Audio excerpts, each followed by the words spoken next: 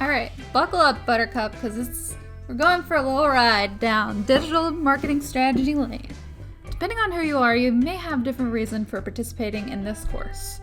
Maybe you're a designer working at a creative agency, or maybe you're a business owner trying to sharpen your brand and find a way to have more creative control over your product. Or maybe you're somebody else. Some of you may work every day with a media specialist, and some of you are having to be your own. But whatever your job title is, for this mock ad campaign, you're the designer. That doesn't mean that you can leave all the strategy and the thinking up to someone else. As a designer, it's extremely helpful to understand the basics of digital marketing. We're going to briefly discuss 3 of the most important digital marketing concepts for a designer to know. KPI stands for Key Performance Indicator. Basically, a KPI is how businesses measure their success or performance across different platforms. When you're making an ad, you have a goal. What's the one most important thing your client wants to accomplish? For Floof, we want folks to see our ads to move closer to purchasing our lush accessories.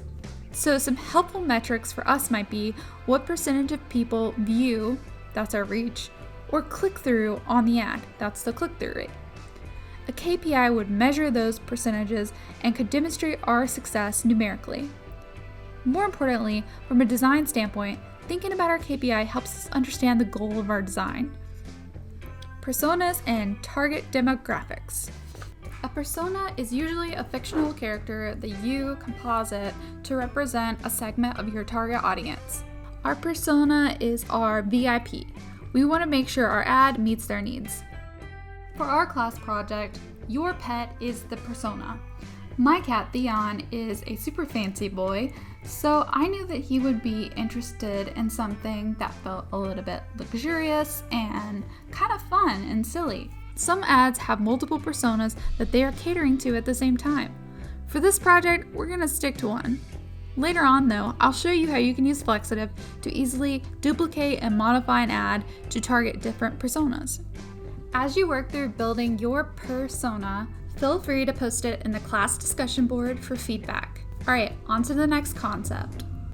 The funnel represents different stages of the consumer's journey, from the first contact with a brand, all the way to making a purchase and total brand loyalty. Just like it's important to know who your audience is, it's also important to know what kind of relationship your audience has with the product. Will your ad be the audience's first time learning about the product? For example, Floof is not a household name, yet. So our ad may have some explaining to do up front. As your audience sees and engages with more of your ads and content, they move into the next phase, consideration. This is where you have their awareness and now they're learning a little bit more about you as a brand. Maybe they look at you as a resource and are engaging with your brand by visiting your blog or watching your videos. The final stage before conversion is decision. The individual is aware and interested in your product, but is still weighing all their options. Really specific messaging, such as an exclusive offer, can really help guide the consumer to making that purchase. And the last area, retention, is aimed at facilitating our customer to make repeat purchases, referrals, and testimonials so that new potential customers begin to enter the funnel. Knowing where your target audience lands on the funnel helps you design an ad that tells consumers everything they need to know while not wasting precious time and ad space. For larger brands, you may have a number of different ads spanning different platforms, targeting customers at different points in the funnel. These platforms are limitless, but could include banner ads, paid social, email campaigns, as well as YouTube, blogs, SEO, even TikTok. Oftentimes, your persona helps inform which platforms make the most sense for your campaign. Alas, I'm getting a bit ahead of myself. For our course, we're going to assume that your brand is just a pipe dream. Our goal will be to make the audience aware that your product exists. You may be working with a media specialist who's going to be doing all this stuff for you.